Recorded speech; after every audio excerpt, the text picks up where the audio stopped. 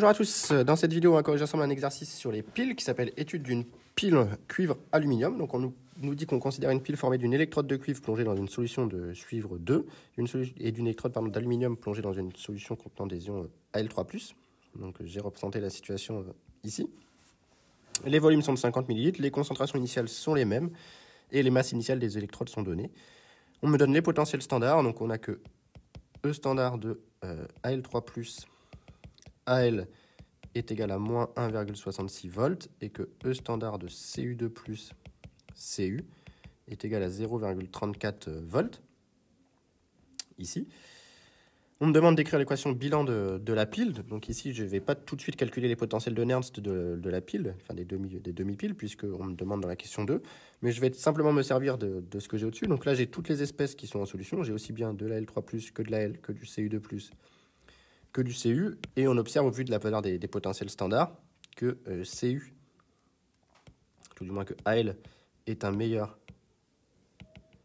réducteur que Cu, et que Cu2+ est un meilleur oxydant, lui par contre, que Al3+. Donc la réaction de la pile, ça va être une réaction entre Al et Cu2+. Et donc on va écrire les demi-équations. On a que Al solide va donner Al3+ plus 3 électrons, et que Cu2+ aqueux plus 2 électrons va me donner Cu solide. Et donc on va multiplier par 2 la première et par 3 la deuxième pour obtenir que 2 Al solide plus 3 Cu2+ aqueux est égal à 2 Al3+ aqueux plus 3 Cu solide. Donc voilà l'équation bilan de la pile. On pourrait calculer sa constante en bonus, hein, c'est pas demandé, mais ici on a, si on appelle 1 et 2 cette réaction, donc on a que la réaction 3, on a vu que c'était 2 fois 1 plus 3 fois 2, donc on obtient que delta Rg standard 3 est égal à 2 fois delta Rg standard 1, et ça c'est dans le sens de l'oxydation, donc c'est moins delta 1,5 G standard 1 ici, avec le 2, plus 3 delta 1,5 G standard 2. Et donc on en a vu que moins RT ln de K3 standard est égal à 2 fois 3 Faraday fois E1 standard, le couple de l'aluminium, je vais l'appeler E1, le couple de l'aluminium. Ici, je vais me permettre de l'appeler E1 et E2 pour le cuivre. Et donc, moins 6 fois le Faraday fois E2 standard pour le cuivre. Et en jouant avec la propriété des logarithmes et le fait que RT sur Faraday ln de 10 est environ égal à 0,06, je peux déterminer K3 standard qui va être égal ici à 10 puissance 6 sur 0,06, facteur de E2 standard moins E1 standard, ce qui me fait finalement 10 puissance 100 fois la différence des potentiels standards. Et la différence des potentiels standards, c'est ici 0,34 et 1,66. Donc 0,34 plus 1,66, ce qui me fait exactement 10 puissance 200. Donc la réaction est très fortement ici totale dans ce cas-là. Voilà, donc là on a obtenu l'équation. Donc maintenant on veut calculer les potentiels de Nernst dans l'état initial, donc à vide. Hein. Donc on a que le potentiel 1 à l'équilibre est égal au potentiel 1 standard plus 0,06. Donc le 1 c'est le couple de l'aluminium, donc sur 3 log de la concentration en Al3+, sur C standard. Et donc comme la concentration c'est 10-3 mol par litre, le moins 3 de le 10-3 va faire moins 3, donc ça fait E1 standard moins 0,06, ce qui fait ici tout simplement moins 1,72 volts. Et de la même manière, E2 EC va être égal à E2 standard plus 0,06 sur 2, lui par contre log de Cu2+ sur C standard. Ça va donc être égal à E2 standard moins 3 fois 0,06 sur 2. Encore une fois, puisque ici on a la même concentration qui est à 10-3. Et donc, ça fait tout simplement E2 standard moins 0,09. Ce qui me donne... ok, ça c'est bon. Ce qui me donne 0,25 volts. Donc on me demande d'en déduire la tension à vide à l'instant initial. Donc la tension à vide, c'est delta E. Donc delta E va être égal à E2 EC moins E1 EC, qui va donc être égal ici à 0,25 plus 1,72, ce qui me donne 1,97 volts. Voilà ce qu'on obtient ici comme valeur de tension à vide. Préciser les graduations de l'axe des potentiels et compléter les pointillés. Hop, donc on va compléter tout ça. Donc ici, on a clairement la réaction AL donne AL3+. Et ici, la réaction CU2+ donne CU. Donc on me demande de graduer. Bien ici, on peut imaginer que si le couple est rapide, 0,25 volts, c'est le milieu. Donc là, on serait à 0,5. Et donc là, à moins 0,5, moins 1, moins 1,5, ce qui serait à peu près cohérent avec les autres valeurs. Donc ici, on pourrait compléter le schéma de la pile maintenant qu'on a compris que E1 EC était plus grand pour le cuivre. Donc le cuivre va correspondre au pôle plus de la pile. L'aluminium, le pôle moins. Et donc le courant, ici, circule du plus vers le moins. Les électrons vont circuler dans l'autre sens. Et donc on a bien ici la réduction du Cu2+ en Cu et l'oxydation du Al en Al3+. Alors on me dit qu'on court-circuite la pile, déterminer l'intensité de court-circuit I et le potentiel mixte. Donc ici la pile est court-circuitée.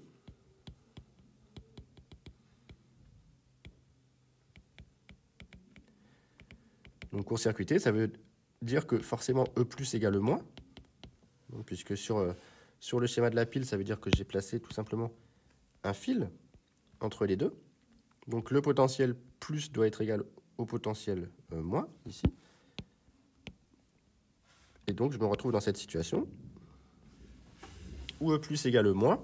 Et donc je vais devoir venir chercher le potentiel mixte sur la courbe précédente. Donc il faut chercher la valeur tout simplement ici de potentiel qui permet d'obtenir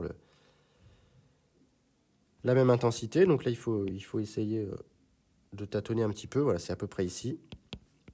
Donc on se retrouve avec ce type de situation. Donc là, vous voyez que si je projette, je suis à peu près à 1,2 mA.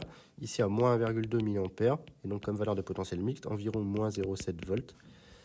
Donc ici, j'ai un potentiel mixte qui est de l'ordre de moins 0,7 volts.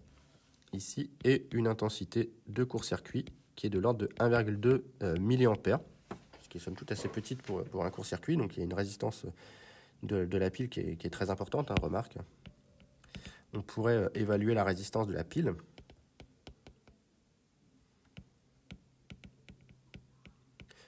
Puisqu'on connaît la différence de potentiel initial, hein, avec R égale delta E, qu'on a calculé avant sur ICC, l'intensité de court-circuit, ici. Donc voilà pour la valeur de cette intensité de court-circuit. Alors ça s'appelait grand I, je vais changer ma notation. Et ensuite, on me demande de calculer la variation de la concentration en aluminium 3 et en ion cuivre 2 si la pile est laissée en court-circuit pendant 10 minutes.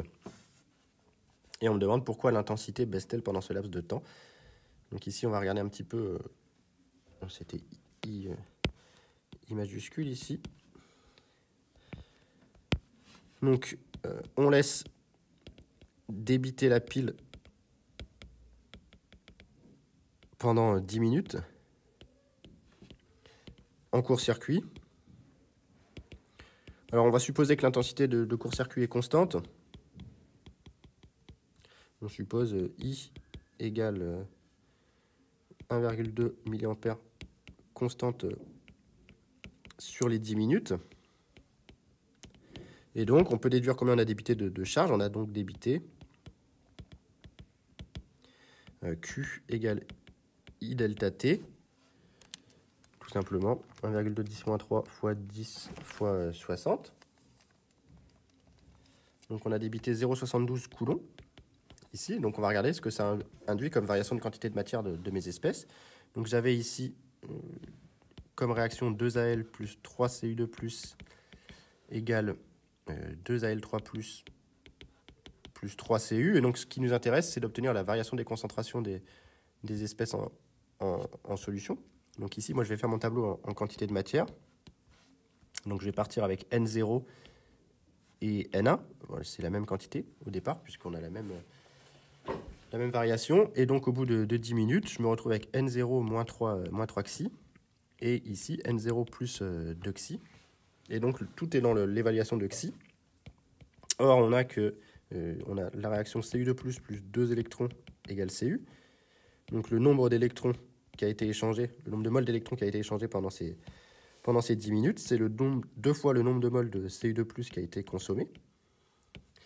Et 2 fois le nombre de moles de Cu2+ qui a été consommé, c'est tout simplement 6 xi.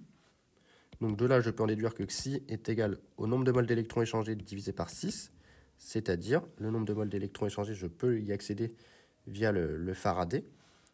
Et Q, on sait que la charge débitante, c'est le nombre de moles d'électrons fois le Faraday. Donc de là, j'en déduis que xi est égal à Q sur 6 fois le Faraday. Et donc, avec le Faraday qui vaut 96 500, j'en déduis que xi il est de 1,2 fois 10 puissance moins 6 mol. Voilà. Et avec N0, ici, qu'on peut calculer, N0 c'est C fois V. Donc on avait une concentration de 10-3 dans un volume de 50 ml. Donc N0, on le connaît. C'est 5 10-5 mol. Eh bien, je peux calculer la nouvelle quantité de cuivre finale et la quantité d'aluminium finale. Donc ça fait 5 10-5 moins 3 fois 1,24 10-6. Donc ça me fait 4,628, 4,63 10-5, donc 4,6 ici. Et ici, N' est égal à N0, donc 5 10-5, plus, cette fois-ci, 2 fois 1,24 10-6, ce qui me fait cette fois-ci 5,2 10-5. Et donc je peux calculer les concentrations en cuivre au bout de 10 minutes, de même pour l'aluminium. Donc ça me fait 4,6 10-5 divisé par le volume. Donc ça me fait 9,3 10-4 mol par litre. Et en aluminium, ça me fait 5,2 10-5 divisé par 50 10-3, ce qui me fait 1,05 fois 10-3 mol par litre. Et donc la dernière question était de savoir pourquoi est-ce que l'intensité baissait. Eh bien on se retrouve finalement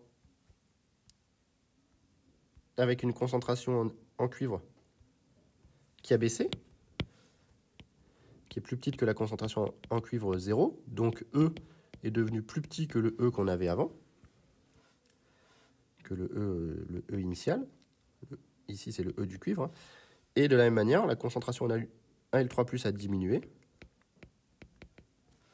également, a augmenté, pardon.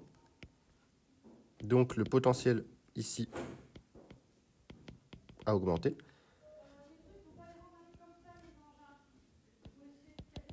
Donc sur l'aluminium, ça va avoir augmenté. Sur le cuivre, ça a baissé. Et donc forcément,